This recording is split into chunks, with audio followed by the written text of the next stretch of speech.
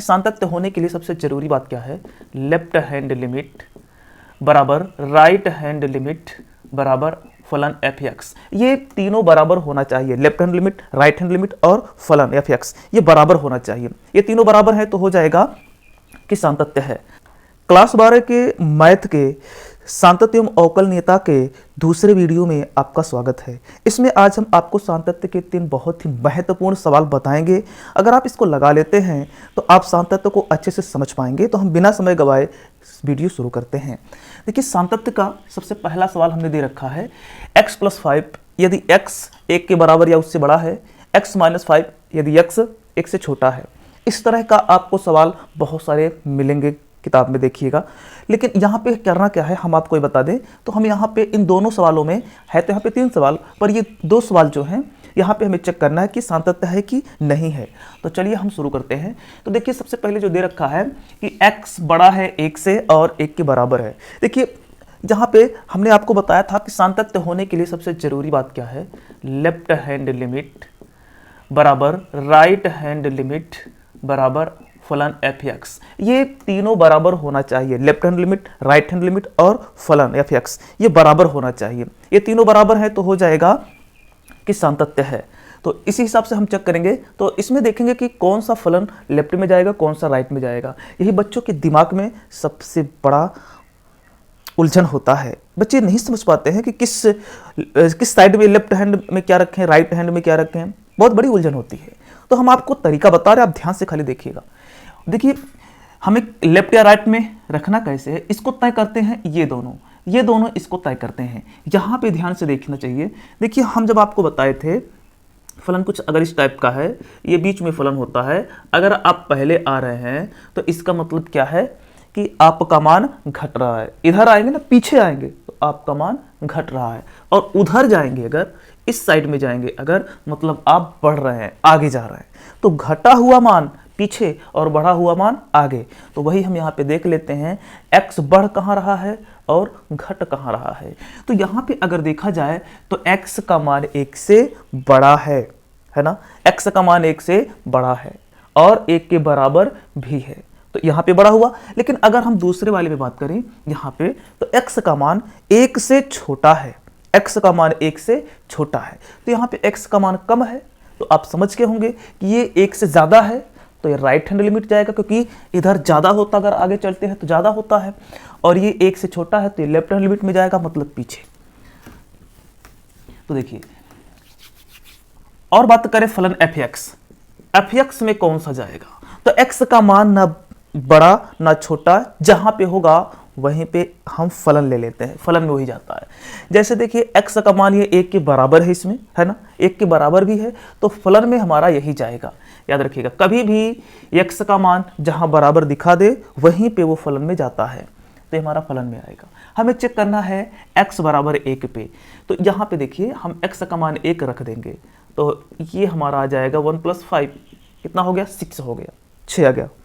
अब हम यहाँ पे देखते हैं लेफ्ट हैंड लिमिट में, लेफ्ट हैंड लिमिट इसका देखेंगे, तो लेफ्ट हैंड लिमिट में कौन सा जाएगा, जहाँ पे x का मान कम होगा। तो कम कहाँ है, यहाँ पे है, तो फलन में कौन सा जाएगा, फलन में जाएगा x - 5, जो कि हमें चेक करना है x बराबर 1 पर, x बराबर 1 पर हमें चेक करना है। इसके बाद में देखिए, यहाँ पे हम लिमिट ले लेंगे, लिमिट h → 0। देखिए, हमने आपको बताया था कि लेफ्ट हैंड लिमिट में h माइनस किया जाता है, क्योंकि यहाँ पे जो फलन बनता है, हम जब इधर आते हैं तो h दूरी लेते हैं, तो h माइनस हो जाएगा ना पीछे जब आएंगे फलन में, तो यहाँ से आपका x - h हो जाएगा और ये -5। जहाँ पे x का मान हम रख देंगे जो भी दे रखा है, x का मान रखेंगे 1, तो 1 - h। इसके बाद में हम इसको थोड़ा सा कर लेते हैं सरल, तो यहाँ पे देखिए 5 में से 1 चला जाए, 1 में से -5 है, जब घटेगा ये तो आएगा -4 - h, ये आपका आ जाएगा। इसके बाद में h का मान यानी h का जो मान जा रहा है 0 की ओर, इसको हम प्रभावित करेंगे यहाँ पे, तो -4 - 0, तो कितना आ जाएगा हमारा, -4। अब अगर हम आपको बता दें, एक बात ध्यान दीजिए, हमने जब लेफ्ट हैंड लिमिट निकाला तब तो आया -4, और जब हमने निकाला फलन का मान f1 तो इसका मान आया 6। तो यहीं पे हमें पता चल गया कि क्या है। अब हमें राइट हैंड लिमिट निकालने की ज़रूरत ही नहीं है। हम यहाँ पे लिख सकते हैं कि चूंकि left hand limit does not equal to फलन के, ये फलन के बराबर है ही नहीं, तो यही चेक हो गया कि ये सातत्य नहीं है। तो लिखेंगे फलन सातत्य नहीं है, फलन आपका सातत्य नहीं, इसी पे पता चल जाता है। अब इसके बाद हम देखते हैं अपना दूसरा सवाल।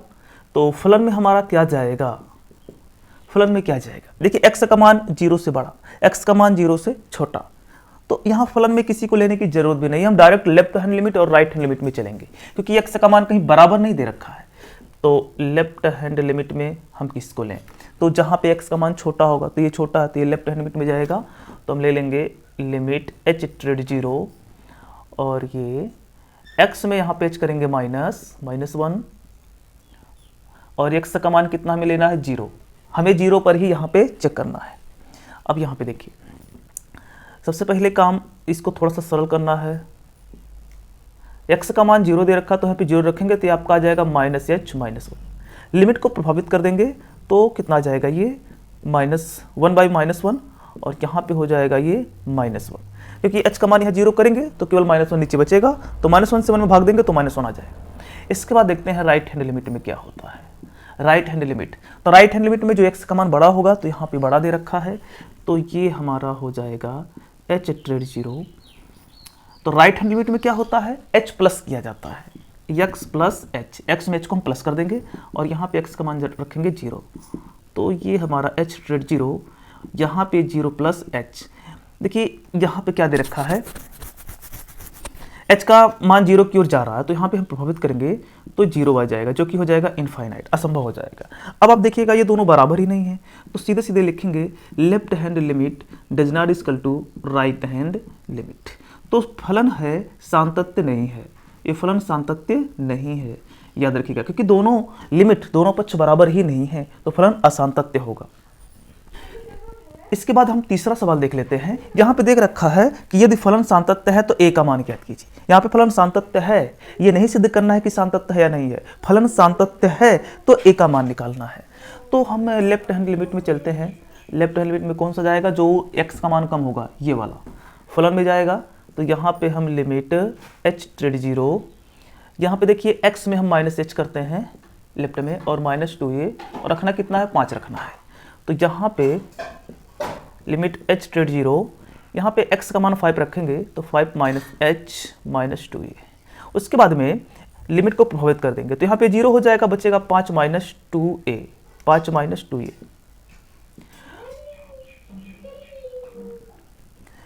5 -2a आपका आ गया। इसके बाद में अब चलेंगे इस पर राइट हैंड लिमिट में। राइट हैंड लिमिट में तो लिमिट h ट्रेड 0, यहाँ पे देखिए प्लस h किया जाता है राइट हैंड लिमिट में, और x का मान कितना रखना है, 5 रखना है। तो यहाँ पे हम x का मान 5 रख देंगे, तो x प्लस 5 प्लस a, यहाँ पे h, यहाँ पे हो जाएगा 5, ये तो h ही रहेगा। इसके बाद में x, ये h के मान जो 0 क्यों जा रहे हैं इसको रखेंगे, तो प्रभावित करेंगे तो ये 0 हो जाएगा, तो बचेगा 5 प्लस a। तो देखिए ये दोनों मान हमारा लेफ्ट हैंड और लिमिट का और राइट हैंड लिमिट का आ गया, लेकिन सवाल में कहा है कि ये दोनों सातत्य हैं, ये दोनों सातत्य हैं, तो हमें a का मान निकालना है। तो चलिए निकाल लेते। देखिए सातत्य हैं, लिखेंगे चूंकि फलन सातत्य है, चूंकि फलन है सातत्य, इसलिए यहाँ पे लेफ्ट हैंड लिमिट बराबर होना चाहिए राइट हैंड लिमिट की, ठीक है ना। अगर फलन सातत्य है तो दोनों पक्ष बराबर होगा, तो दोनों पक्ष की सीमा कितनी कितनी आई है, तो एक तरफ का आया है 5 -2a इक्वल टू, एक तरफ का आया है 5 प्लस a। तो यहाँ पे देखिए 5 कैंसिल हो जाएगा, और इसको हम उधर ले जाएंगे तो हो जाएगा 3a बराबर 0। 3 से इधर भाग करेंगे जब 0 में तो 0 आएगा, तो a का मान आ जाएगा 0। याद रखिएगा a का मान कितना आएगा, तो 0 आएगा। इस तरह के सवाल कहीं आपको समस्या हो तो आप कमेंट में जरूर बताइएगा, आपकी समस्या का समाधान किया जाएगा।